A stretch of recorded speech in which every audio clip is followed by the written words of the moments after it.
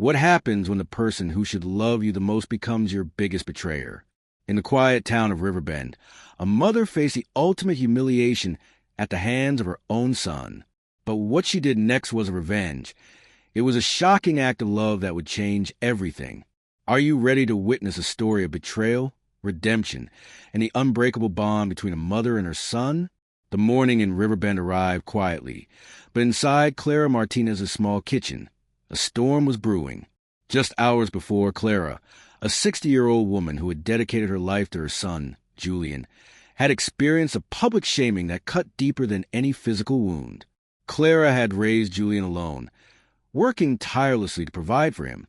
She took on extra jobs, sacrificing her own comfort to ensure he had every opportunity. Her love for him was boundless, her expectations simple: respect and appreciation. The previous night, at the town plaza, Clara sought out Julian, 25, hoping to deliver a simple lunch she had prepared for him. She spotted him laughing with his friends by the fountain. Approaching him with a smile, she held out the foil-wrapped package. Julian's reaction was far from grateful. Fueled by a desire to impress his peers, he lashed out at his mother. "Go home, old woman," he sneered, his voice loud and laced with disdain. His friends snickered, adding to Clara's humiliation. In a callous act, Julian shoved his mother backward, the lunch scattering across the pavement. "Stop embarrassing me," he yelled, his words echoing in the plaza. Clara's heart shattered. The laughter of the crowd was like a physical blow. She retreated, her eyes filled with pain and disbelief. Back in her kitchen, the weight of Julian's betrayal settled upon her. But amidst the hurt, a flicker of resolve ignited. "He has forgotten who I am," she whispered, her voice trembling. "He will remember." What did Clara have in mind? Julian's cruel act stemmed from a deep-seated insecurity and a desperate need for validation from his friends.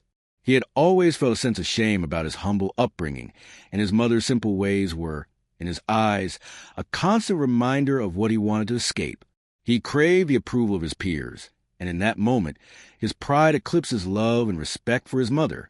He reveled in the laughter and applause, blind to the pain he had inflicted. However, the fleeting moment of validation quickly faded, replaced by a gnawing sense of guilt. He tried to dismiss it, convincing himself that his mother was overreacting. But deep down, he knew he had crossed a line. He had betrayed the woman who had sacrificed everything for him. Later that night, the weight of his actions began to sink in, but pride still held him captive, preventing him from seeking forgiveness. Little did he know, fate was about to deliver a harsh lesson. The following morning, the tranquility of Riverbend was shattered by the blare of sirens. An accident at the construction site of the new highway bridge had left a young man trapped beneath heavy steel beams. News of the incident spread quickly, drawing a crowd of concerned townspeople to the scene. Among them was Clara Martinez. As she approached the chaotic scene, her heart pounded with dread. Then she saw him. Pinned beneath the twisted metal was Julian. The realization hit her like a physical blow. The same son who had humiliated her just hours before was now fighting for his life. Panic filled the air as rescue workers struggled to free him. "His leg! He'll lose it if we don't act fast," a medic shouted, his voice urgent. Julian's friends, who had witnessed his cruelty the night before, stood back, paralyzed by fear. The situation was perilous, and one wrong move could cause the beams to collapse further. Even the seasoned rescue workers hesitated, unsure of how to proceed. What would Clara do? In a moment that defied all expectations, Clara stepped forward. Ignoring the danger and the pleas of onlookers, she pushed past the crowd. "Move aside," she commanded, her voice surprisingly steady. Tying back her gray hair with a strip of cloth, she knelt beside her son. Her frail arms, which had spent years scrubbing floors and sewing clothes, began to work with strength no one thought possible. She braced the beam with wooden planks, whispering prayers under her breath. Julian, semi-conscious and excruciating pain, groaned. "And mother?" he stammered, his voice weak. Clara's focus remained unwavering. "Stay awake, Julian," she said, her voice firm but filled with love. "You are not leaving me this way." With the entire town watching, Clara directed the rescue effort with a calm authority that belied her age and stature. She barked orders to workers, demanding rope from one, water from another. She refused to move, even as sparks rained down from the cutting tools. Driven by an instinct more powerful than any resentment, Clara fought to save her son's life. Finally, after what seemed like an eternity, the beam was lifted, and Julian was pulled free.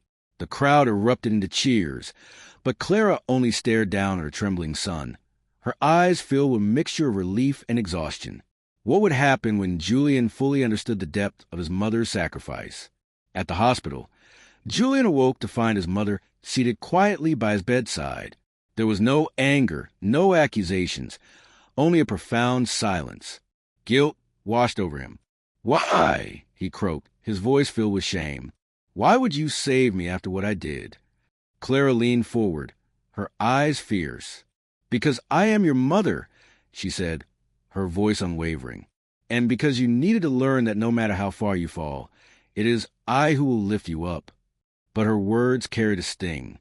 "Listen carefully, Julian," she continued. "Respect cannot be forced. Love cannot be mocked. You dishonored me, and that wound will take longer to heal than your leg." Tears streamed down Julian's face as the full weight of his actions crashed down upon him. He remembered the laughter of his friends, the look of pain in his mother's eyes, and now, the incredible courage he had shown in saving his life. Shame consumed him. He knew he had to change. From that day forward, Julian embarked on a journey of transformation. He distanced himself from his idle friends and dedicated himself to making amends for his past mistakes. He took up the work his mother had once shouldered alone, helping her with chores and providing for her needs. He treated her with the respect and love she deserved. The neighbors, who had once whispered about his cruelty, now marveled at the change they witnessed in him. Years later, at the dedication ceremony for the completed bridge, Julian stood before the gathered town, a changed man. His voice shook with emotion as he spoke. "This bridge will always remind me of two things," he said, his words carrying the weight of his experience. "How easily pride can destroy a man, and how a mother's love can rebuild him." He continued, "I once disgraced my mother in front of many of you. She could have left me to my fate, but instead, she saved my life. That day, I lost my arrogance and found my soul. Today, I dedicate this bridge to her, to Claire Martinez, the strongest woman I know." The crowd erupted in applause, their hearts touched by his sincerity.